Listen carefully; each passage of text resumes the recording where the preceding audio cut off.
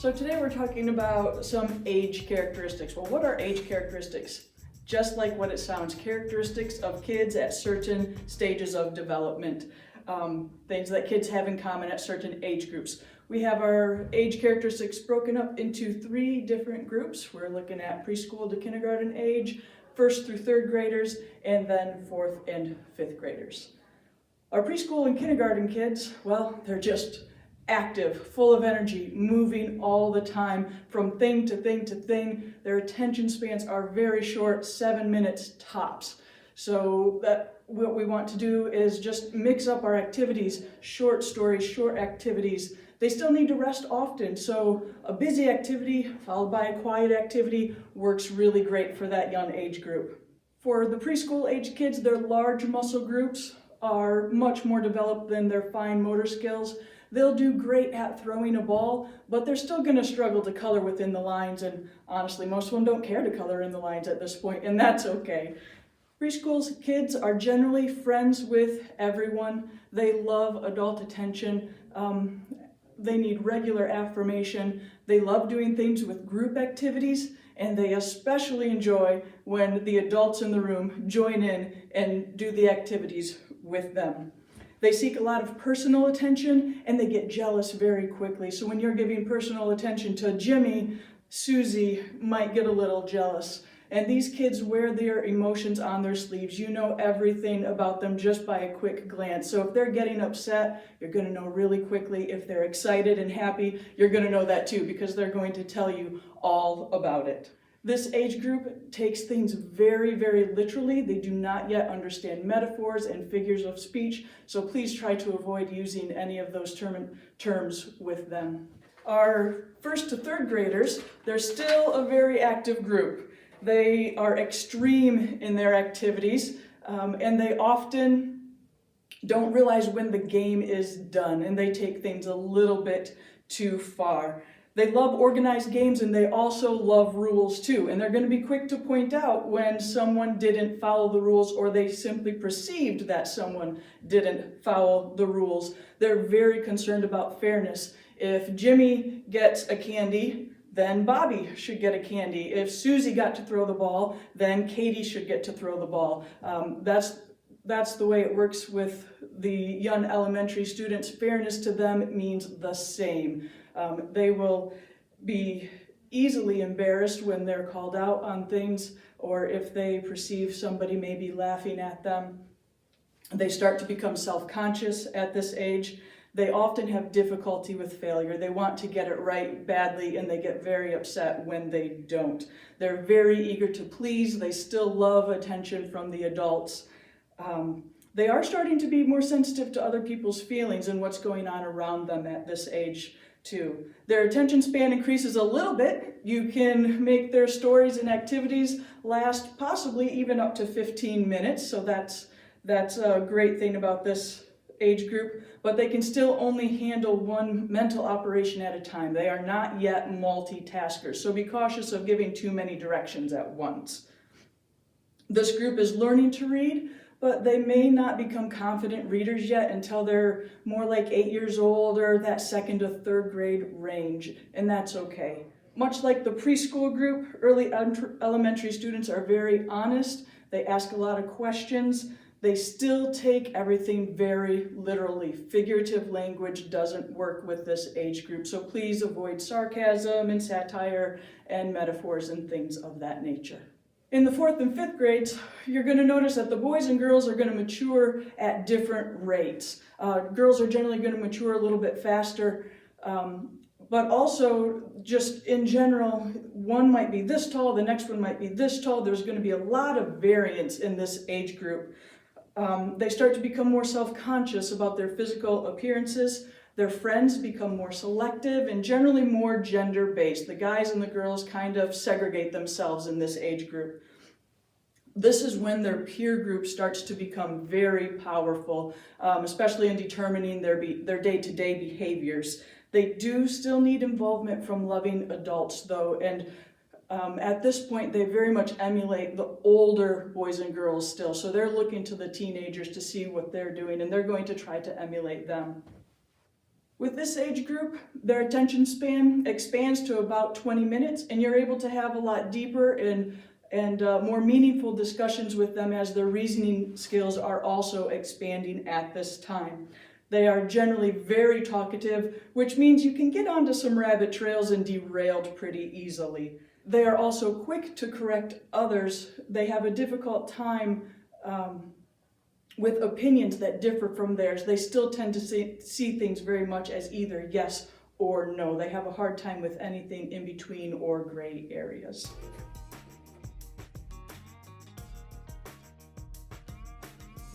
So now we're talking about transitions. What is a transition? Obviously, we're moving from one thing to something different. So what does that mean for preschoolers especially? It's really hard for them to shift gears and go from playing to from story time. So a transition is a song, a finger play, a rhyme, something that includes actions and requires the child to listen and follow directions. We want them to shift their focus from whatever they were doing over here to you as you try to lead them into story time. So who are transitions for? Well, mainly your youngest kids, your preschoolers up to kindergarten. Sometimes your early elementary students as well can benefit from some transitions.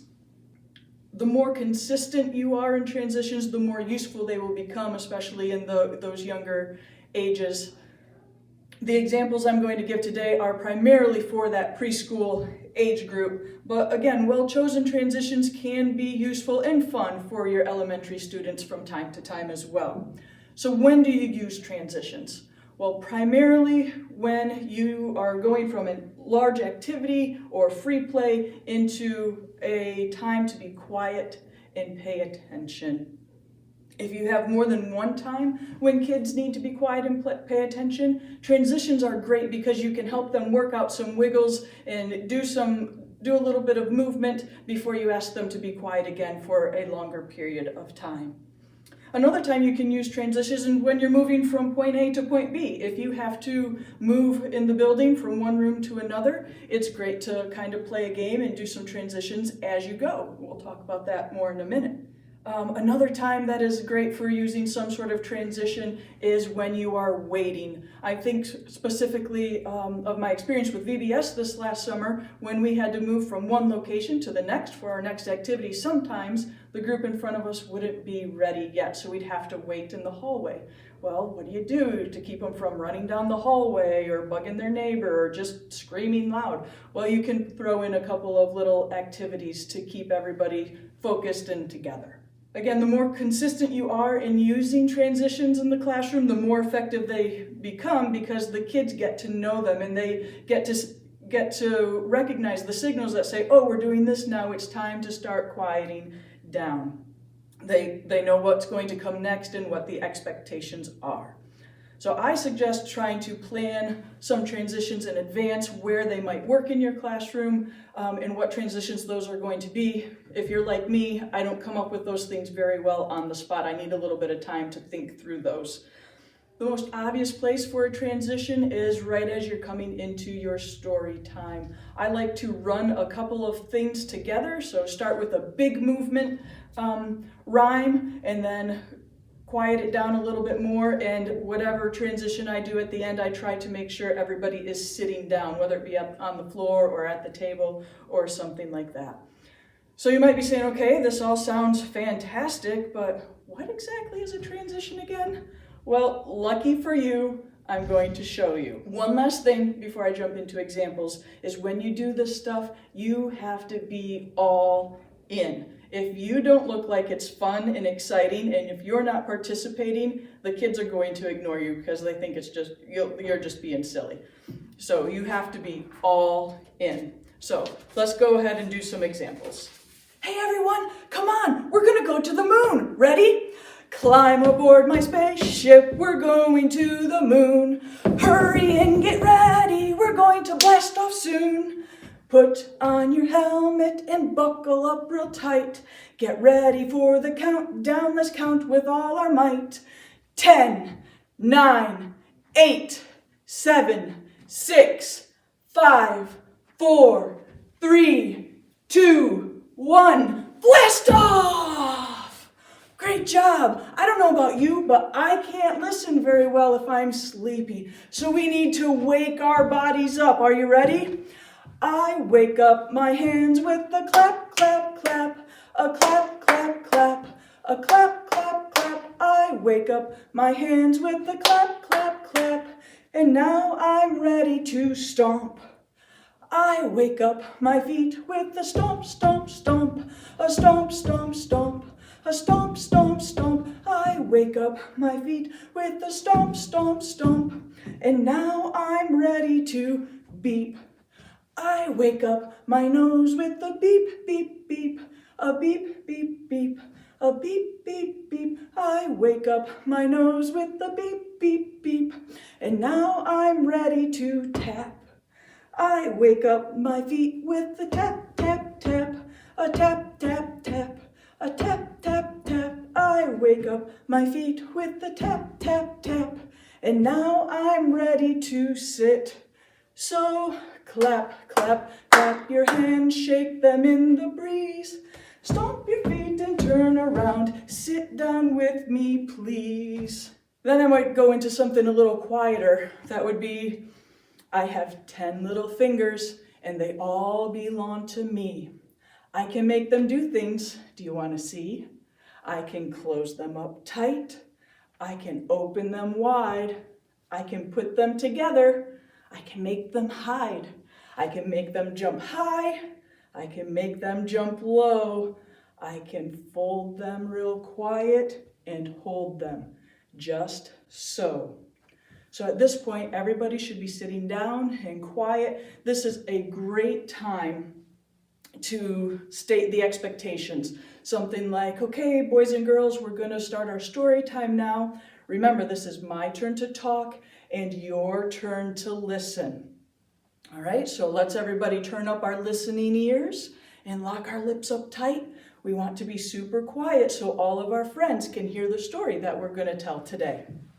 Another place you might be able to use transitions is when your crowd is getting a little fidgety. Maybe somebody's a little extra wiggly today, or they're poking their neighbor, something like that. A few simple transitions just to help refocus the group might be useful during the middle of your story time. It's okay to take a break from the story and just say, you know what, it looks like we're all feeling a little wiggly right now. Let's try to refocus our attention. Some that I like for those don't require them to stand up. You don't want to distract them any more than they already are.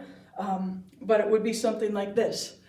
Eyes are watching, ears are listening, lips are closed, hands are still, feet are very quiet. You should really try it. Listening well, listening well. Another one, if you're sitting on the floor, this works really great, goes like this. Are you crisscross? Are you crisscross? Eyes on me, hands in your lap, hands in your lap, quietly, quietly. Here's another example of a transition that works well when you are waiting for something. You've gotten to a location, maybe like at VBS, and you have to wait for the next group to leave before you can do the next activity. One that my kids always have really enjoyed is called 5 Little Monkeys. It goes like this. 5 little monkeys swinging in the tree, teasing Mr. Alligator, can't catch me. Along came Mr. Alligator, quiet as could be, and snatched that monkey right out of the tree. So that one obviously can go on as long as you want. If you think you're going to have a long period of time to fill, you can put 10 monkeys in the tree. If it's going to be short, you can do 3 monkeys in the tree. But that's something that the kids have always enjoyed. They like to snatch those monkeys out of the tree. Some ideas for transitions when you're walking from point A or to point B. Again, really thinking of VBS here when you're moving from one end of the building to the other a couple of times throughout the evening. Some simple things that you could do to keep everyone's interest and keep everyone in line is to play follow the leader. That's an easy one. If they're particularly young kids, they really like the rhyme going on a bear hunt. That's a fun one to do. You don't have to follow any preset rhyme or anything like that. You can just make up your own. Another thing you could do is tiptoe down the hallway away from the sleeping bears. Or maybe you could slide on the ice rink all the way down. Or you could hop like bunnies, or any number of things to keep them active and engaged and all together are great options. Like I said, most of these transitions are really geared towards your preschool up to kindergarten age. Some transitions that could be useful for your more early elementary grade school students is simply playing a game of I Spy, or singing an active song like Head, Shoulders, Knees, and Toes. See how fast they can go before they get themselves all jumbled up. Another one could be Simon Says. Just little things like that that just help bring the group together and focus in one area.